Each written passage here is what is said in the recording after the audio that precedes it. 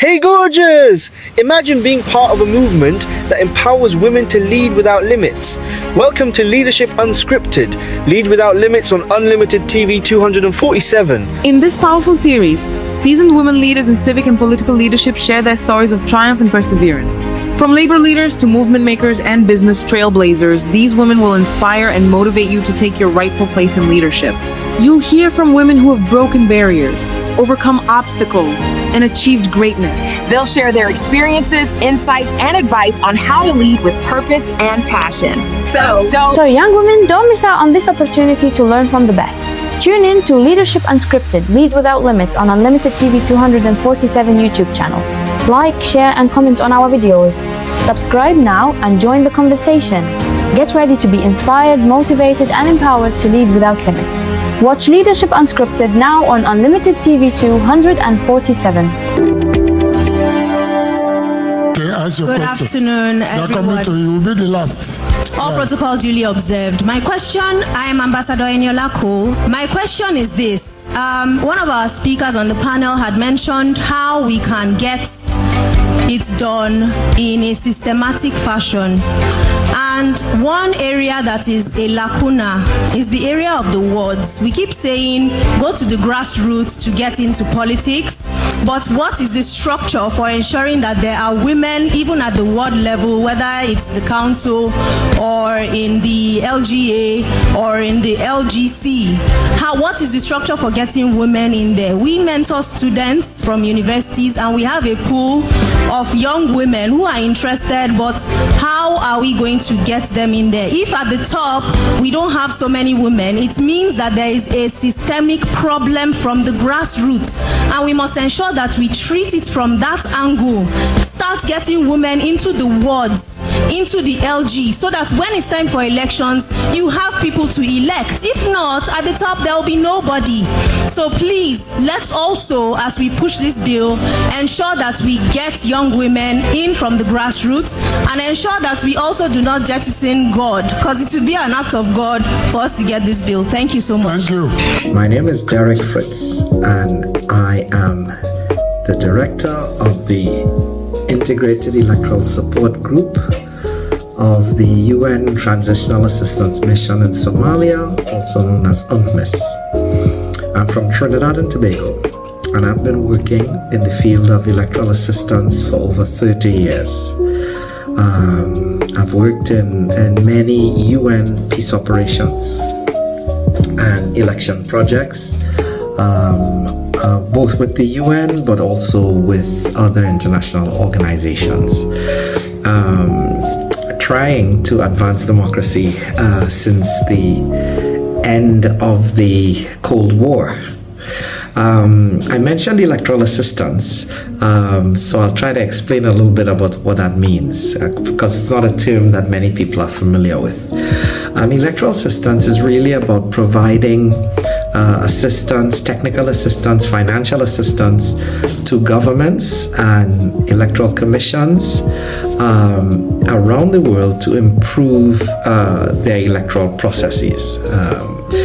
I grew up in a small twin island state of about 4 million people, that's Trinidad and Tobago, where I was a good student, particularly at math, which I eventually studied at university. My parents were civil servants, and because my father, worked in the national airlines, we had the opportunity for discounted travel tickets. So I started traveling at a very young age, and I've always had a fascination with the outside world. However, my journey in electoral assistance began quite by chance. After completing my MBA in the US, I started a job back home. This is way back in 1992. And while I was there, I saw an advertisement for UN volunteers in the newspaper, because of course we didn't have internet in those days. So I saw this ad for UN volunteers. They were recruiting for volunteer position in several fields, but the one that caught my eye was positions for teachers in math or sciences, which I thought that I was qualified for because that's what I had studied. I also felt that I could do some good, so there was a bit of idealism there, and combine that with my sense of adventure and the love of travel. I thought, yeah, this would be perfect. So I applied, and then I got a letter a few weeks later asking me if I wanted to go to work on elections in Cambodia. Well, I hardly knew anything about Cambodia other than I knew there'd been some kind of civil war and there'd been a lot of refugees around the world, but I jumped at the chance. So a few months later, I was in Cambodia, and that place, some of you might know, is as far away from my country as you can possibly get. It's literally on the other side of the world. But it was a life-changing experience. I was part of a larger deployment of 700 volunteers working on the Cambodian elections. And it really was something the UN itself had not done anything like that previously.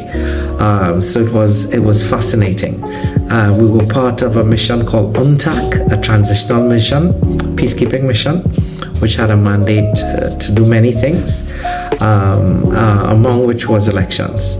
At the end of all of that, so I literally learned elections that way, through that mission, on the ground. And ultimately it was a success. The civil war ended, there were elections, and then there was a political transition.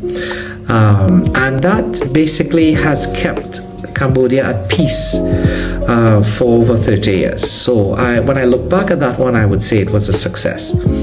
I had a couple more UN volunteer experiences in Mozambique and Angola, and then I eventually became a UN staff member.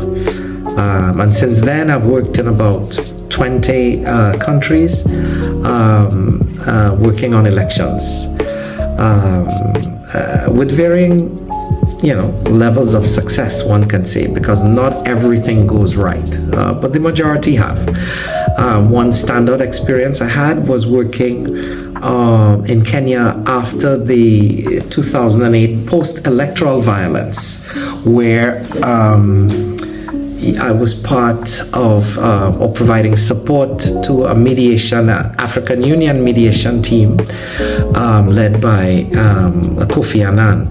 And my job was to provide options and technical advice to the mediation team, because the UN was supporting those mediation efforts in terms of options to how the dispute over the electoral process could be resolved. That too ended successfully. So it was an experience working with Mr. Anand that I was particularly proud of. But looking back, I would say that my experience was not a path that was clear from my childhood. There are some people who knew what they wanted to be from early on. I never had a specific career goal in mind, but I continued to, in my studies, study the things that I loved. So it was easy to apply myself and to succeed academically. And in that way, I acquired the skills and education required to give myself options for opportunity.